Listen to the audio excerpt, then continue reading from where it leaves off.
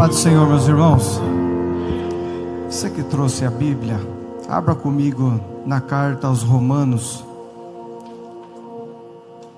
capítulo 3.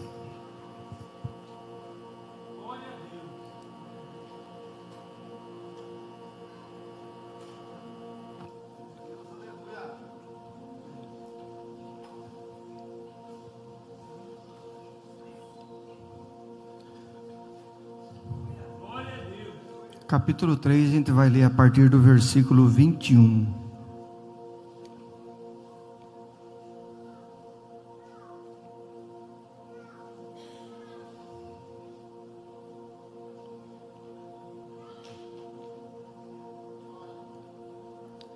Diz assim a palavra do Senhor: Mas agora se manifestou sem a lei a justiça de Deus, tendo o testemunho da lei e dos profetas, isto é, a justiça de Deus pela fé em Jesus Cristo para todos e sobre todos os que creem, porque não há diferença.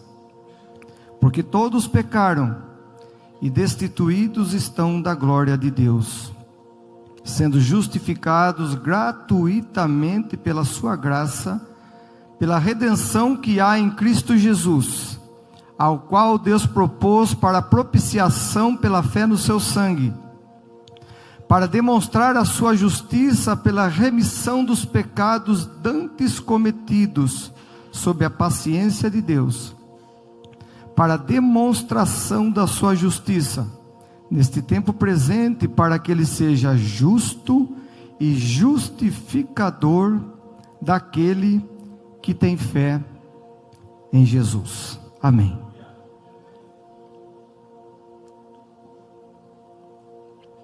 A palavra evangelho, irmãos, ela é bem simples de resumir. Ela significa boas notícias, boas novas, ótimas notícias.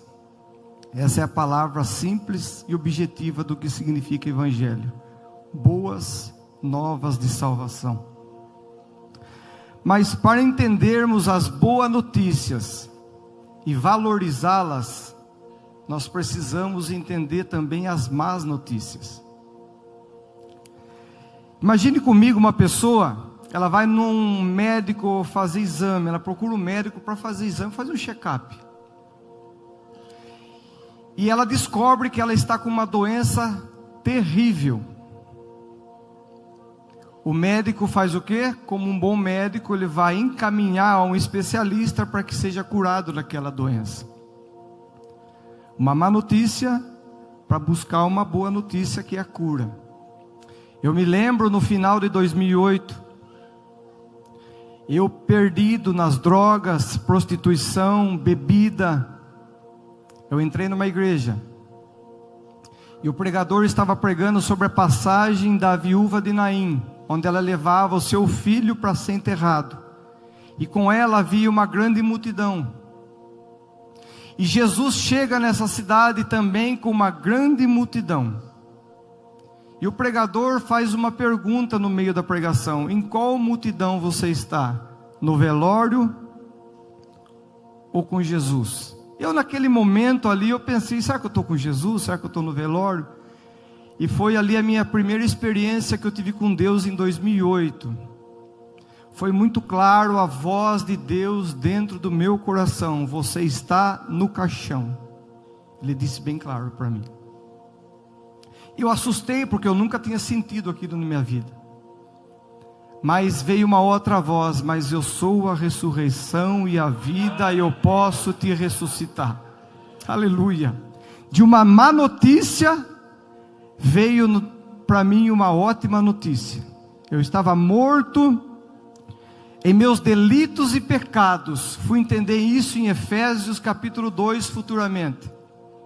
Mas também entendi em João capítulo 11 que aquele que crê em Jesus, ainda que esteja morto, viverá. Aleluia. E é o que Paulo faz aqui em Romanos. Ele começa Romanos saudando a igreja, Mas no capítulo 1 mesmo, no início, no versículo 16, ele vai falar que no Evangelho, que ele não se envergonhava do Evangelho de Cristo, pois é o poder de Deus para a salvação de todo aquele que crê, primeiro do judeu e também do grego. No versículo 17 ele vai dizer, porque nele se descobre a justiça de Deus de fé em fé, como está escrito, o justo viverá da fé. Esse é um dos temas importantíssimos da Reforma Protestante. Só que Paulo, a partir do versículo 18 do capítulo 1, até o versículo 20 do capítulo 3, ele vai falar que todo ser humano está condenado diante de Deus. Todo ser humano. Nem o judeu e nem gentil que somos nós. Todo ser humano está debaixo da desobediência, está debaixo da ira de Deus. Então Paulo, ele não vai chegar e falar já as promessas, aquilo que Deus tem. Ele vai trazer teoricamente as más notícias, para que a gente entenda direito e valorize as boas notícias. E ele começa dizendo que do céu, no versículo 18, capítulo 1, se manifesta a ira de Deus sobre todos os homens que detêm a verdade e a injustiça. Essa palavra deter é a mesma que afogar. Eles afogam aquilo que é verdadeiro para trazer a injustiça para as suas vidas. E Paulo começa a discorrer o final do capítulo 1, todo o capítulo 2 e mais da metade do capítulo 3, só dizendo: todos são culpados diante de Deus, seja ele judeu, que tinha lei, que tinha o privilégio de ter a lei e a palavra de Deus nas mãos, tanto também os gentios que viviam sem a lei de Deus, mas com a lei escrita no seu coração e fazendo aquilo que eles achavam que era certo. E Paulo, no capítulo 3, se você puder acompanhar comigo, ele vai trazer uma lista de pecados que o ser humano natural faz, independente, sem ensinar. Versículo 10, como está escrito, não há um justo. Aqui nós vemos a universalidade do pecado. Todo ser humano nascido em Adão é pecador. Não há um justo. E Paulo diz, nenhum sequer. E ele continua, não há ninguém que entenda. Não há ninguém que busque a Deus. Veja a palavra, todos se extraviaram e juntamente se fizeram inúteis. Essa palavra inútil, ele traz a ideia para nós de um leite estragado, que não serve para mais nada. Paulo continua, não há quem faça o bem, não há nem um só. Você vê que Paulo, ele vai falar que todos estão perdidos em seus delitos e pecados. Aqui Paulo fala do pecado da consciência, e agora ele começa a falar do pecado dos lábios. A sua garganta é um sepulcro aberto. Com a sua língua trata enganosamente. Peçonha de áspides está debaixo de seus lábios. A serpente, a víbora, ela tem uma bolsa abaixo dos seus lábios. Quando ela morde, pica a presa, esse veneno é injetado através da presa dela. Só que o veneno da serpente, ela está ali por causa de Deus que colocou. Mas o veneno dos lábios do ser humano é instilado pelo próprio Satanás. O veneno da serpente, ele serve para remédio. mas o veneno que sai dos lábios do ser humano sem Deus, ele mata a outra pessoa. Então Paulo começa a falar: a cuja boca está cheia de maldição e amargura. E agora ele começa a falar dos seus pés são ligeiros para derramar sangue. Em seu caminho há destruição e miséria, não conheceram o caminho da paz. Esta é a situação do homem sem Deus. Não sei se vocês já ouviram, eu falava isso: eu não sou tão mal assim, eu sou uma pessoa boa, não faço mal a ninguém. Talvez você tenha falado isso antes de se converter. Tem um pastor que ele sai nas ruas a entrevistar as pessoas. Ele fala: você acha que se você morrer hoje, você vai para o céu? E todas as pessoas falam: não, eu vou, eu sou uma pessoa boa, não faço mal a ninguém. E Paulo traz uma ideia disso, totalmente o contrário do que o ser humano pensa. Nós vemos livros de autoajuda que diz que você pode, faça, você tem o poder, você tem um leão dentro de você adormecido. Não, nós temos um cabrito morto dentro de nós. E é isso que Paulo faz. Paulo, ele não ergue o ego do ser humano, ele coloca o ser humano no lugar que ele deve estar. Todos pecaram, não há um justo, não há quem faça o bem, não há ninguém que entenda. É por isso que é a situação da humanidade hoje. Todo ser humano estão debaixo do pecado. O que é o pecado? O pecado se define como a falta de conformidade com a lei de Deus, ou a transgressão da lei de Deus.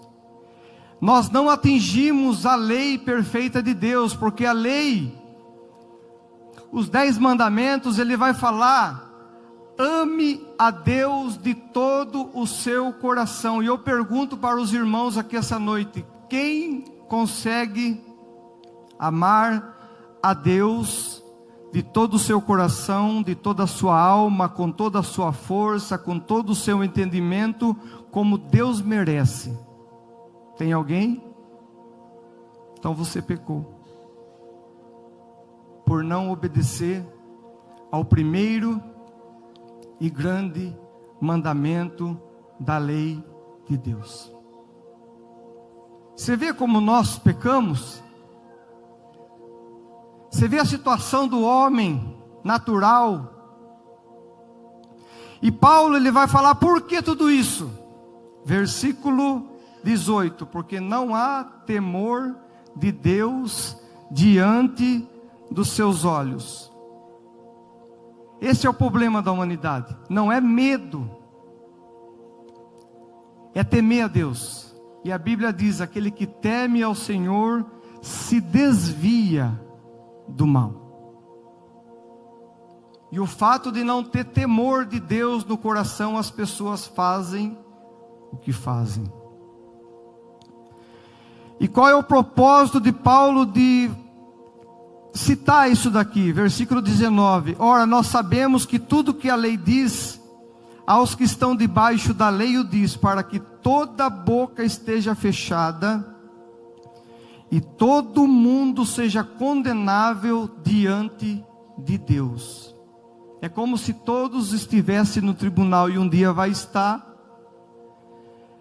Chega o grande juiz, ele dá o veredito sobre aquela pessoa, e aquela pessoa não consegue nem abrir os seus lábios para tentar se justificar. Ele vai falar: de fato, eu sou culpado diante de Deus. Se Paulo parasse nesse versículo 20: por isso nenhuma carne será justificada pelas obras da lei, porque pela lei vem o conhecimento do pecado. Se Paulo parasse aqui, se eu lesse até aqui para os irmãos e nós fôssemos embora, todos nós sairíamos daqui de cabeça baixa e falava: estamos perdidos. Mas aí que vem as boas novas do Evangelho. É por isso que nós temos que entender as más notícias, para valorizar as boas notícias do Evangelho. Paulo não para no versículo 20. Ele, no versículo 21, ele vai dizer: mas agora, todos pecaram, todos estão perdidos, porque não há temor de Deus nos seus corações, todos são culpados diante de Deus e devem ficar calados, mas agora, aleluia, agora, se manifestou sem a lei, a justiça de Deus, tendo testemunho da lei e dos profetas, isto é, a justiça de Deus pela fé em Jesus Cristo para todos e sobre todos os que creem, porque não há diferença. Aqui a palavra justiça de Deus é o meio pelo qual Deus salva pecadores, sem estragar sua justiça. Ele salva pecadores como? Pela fé única e exclusivamente em Jesus. E Paulo vai dizer por quê? Versículo 23, porque todos pecaram e separados, destituídos estão da glória de Deus. Então não há como nós chegarmos diante de Deus: Deus, eu sou bom, eu fiz isso, eu fiz caridade, eu fiz boas obras, eu ajudei meu próximo. Isso é bom fazermos, mas ninguém vai poder chegar diante de Deus e falar: eu fiz, eu sou, porque nós não somos e nós não fazemos. Cristo fez por nós. Então Paulo vai dizer: é somente pela fé. A justiça de Deus se manifestou pela fé em Jesus Cristo. Sobre quem? Sobre os judeus? Não, sobre todos. Todo ser humano precisa colocar a sua confiança em Jesus Cristo. Esse é o meio, a justiça de Deus que Deus reservou para salvar pecadores, como eu e como você.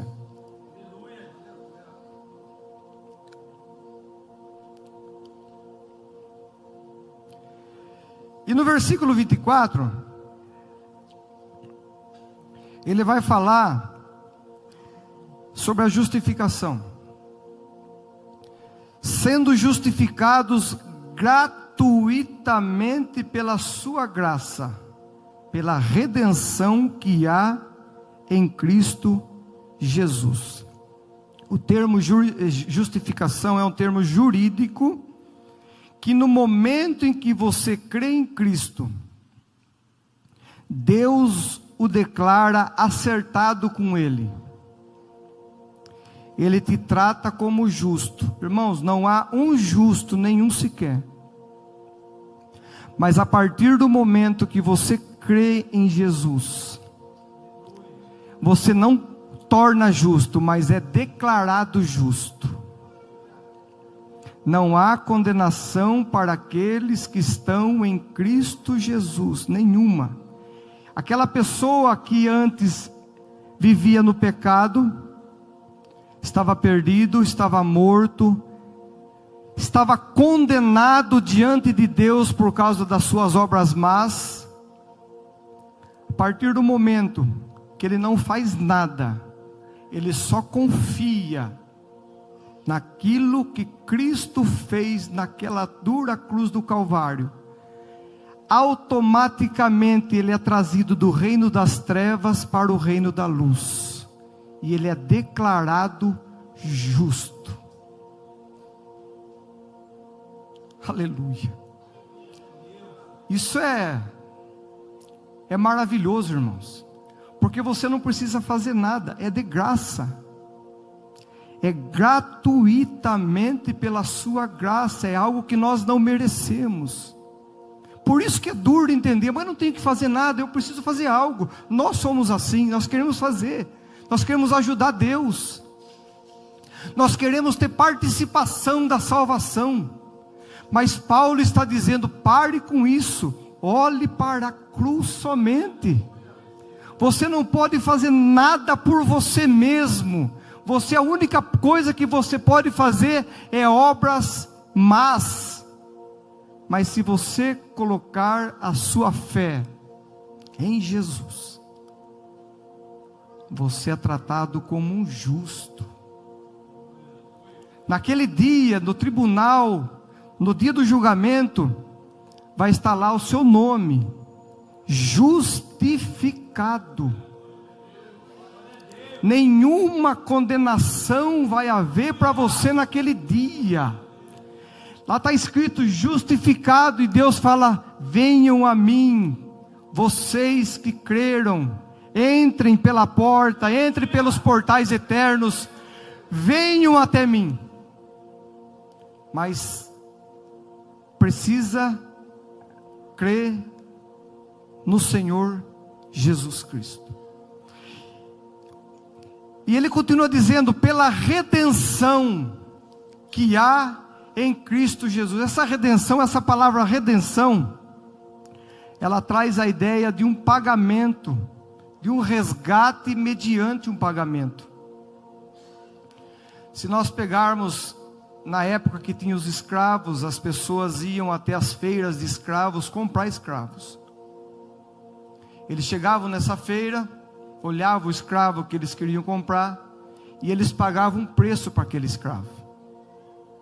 Certa feita chegou um fazendeiro, comprou um escravo, pagou um alto preço por ele, e levou embora.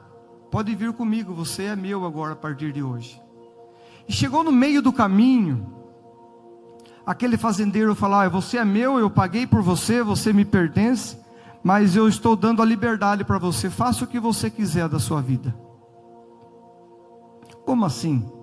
Até ontem eu estava trabalhando como escravo e você simplesmente vem, me compra e quer deixar eu livre? Como assim? Não, você está livre, faça o que você quiser da sua vida.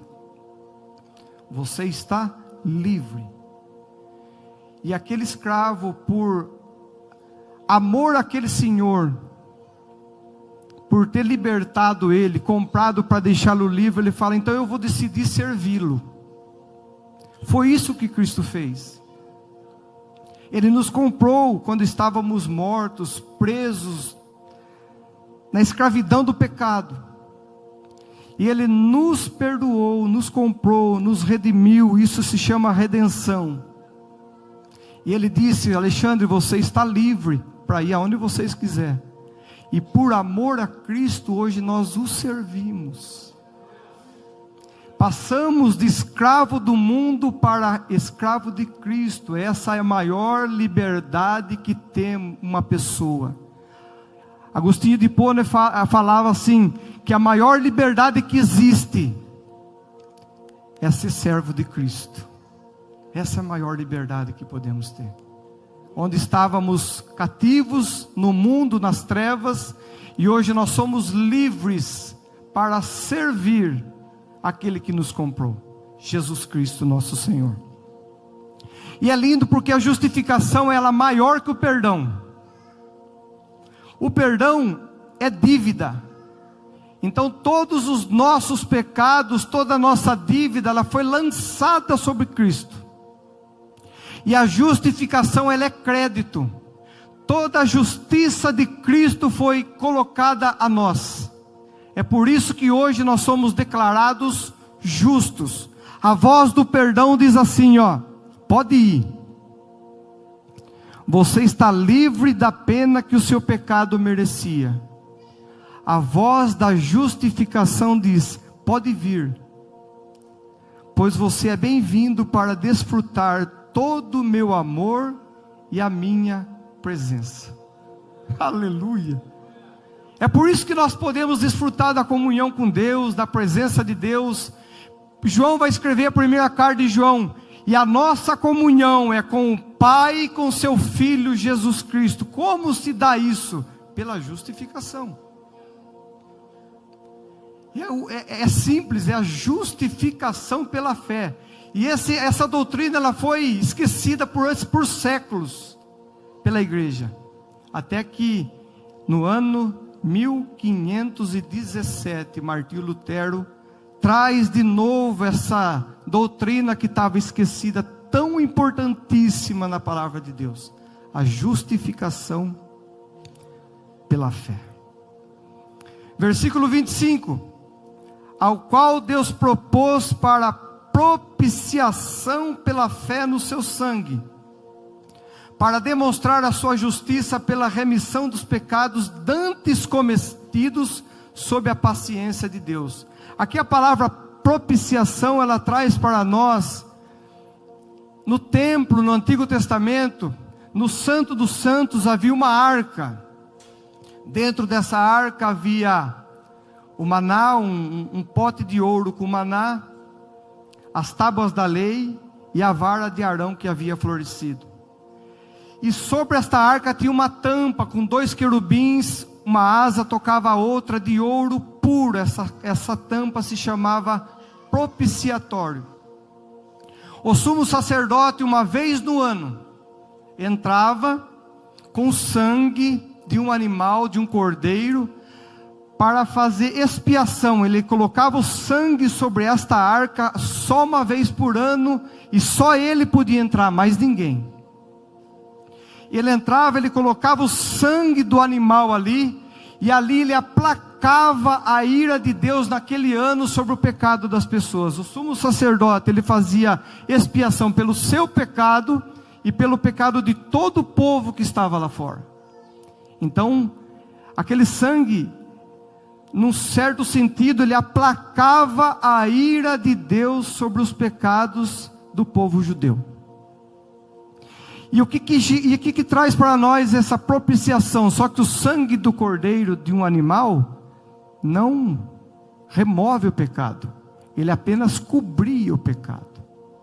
Mas Jesus, ele fez a propiciação única, perfeita, cabível, para que nós pudéssemos ser justificados. O seu sangue, que ele derramou naquela dura cruz do Calvário, aplacou definitivamente a ira de Deus sobre pecadores como eu e como você. Então Deus, em vez dele aplicar sua ira sobre o ser humano, ele entra com a misericórdia dele sobre cada um de nós.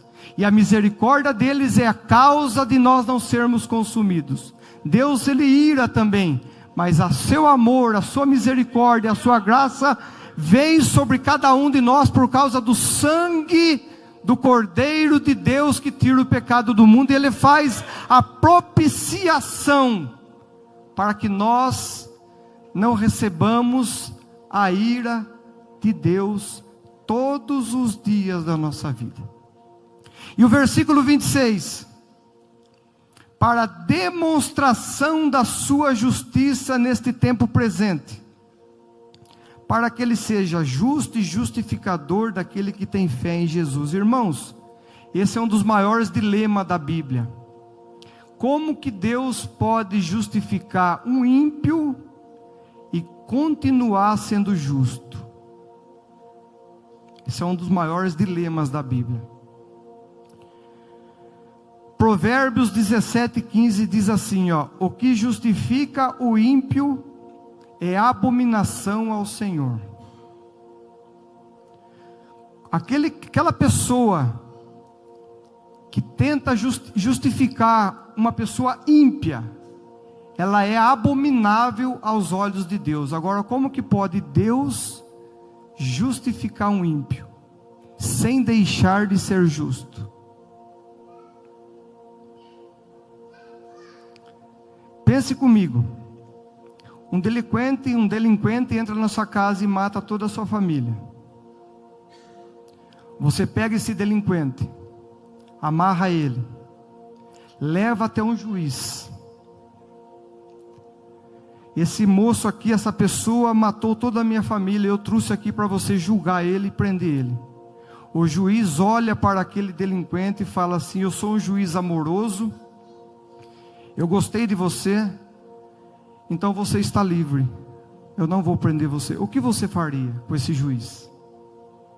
Você falaria assim: eu preciso levar esse juiz para um outro juiz para ser julgado, porque ele é mais corrupto do que o próprio delinquente que matou a minha família. Então Deus, Ele não poderia olhar para mim, para você, simplesmente, eu sou um Deus de amor, eu sou um Deus benigno, e eu simplesmente vou justificar você. Não, Deus não poderia fazer isso. Ele seria injusto fazendo isso. Porque existe uma barreira entre o homem e Deus, que é o pecado. E isso daí precisa ser satisfeito, para que a justiça de Deus pudesse ser satisfeita, exigida. Então o que ele faz? João 3,16. Porque Deus amou o mundo de tal maneira que deu o seu Filho unigênito, para que todo aquele que nele crê não pereça, mas tenha a vida eterna. Deus prova o seu amor para conosco, em que Cristo morreu por nós, sendo nós ainda pecadores. Deus, na sua justiça, Ele deveria mandar eu e você para o inferno, para satisfazer a sua justiça. Porque o salário do pecado qual que é?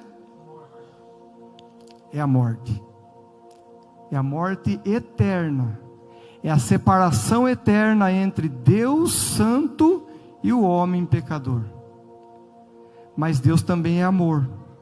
E em seu amor, aleluia, Ele envia o seu Filho como propiciação, para fazer redenção, para morrer em nosso lugar, para levar sobre si os nossos pecados, para morrer morte de cruz, ser separado de Deus, para que eu e você pudéssemos ser unidos a Deus.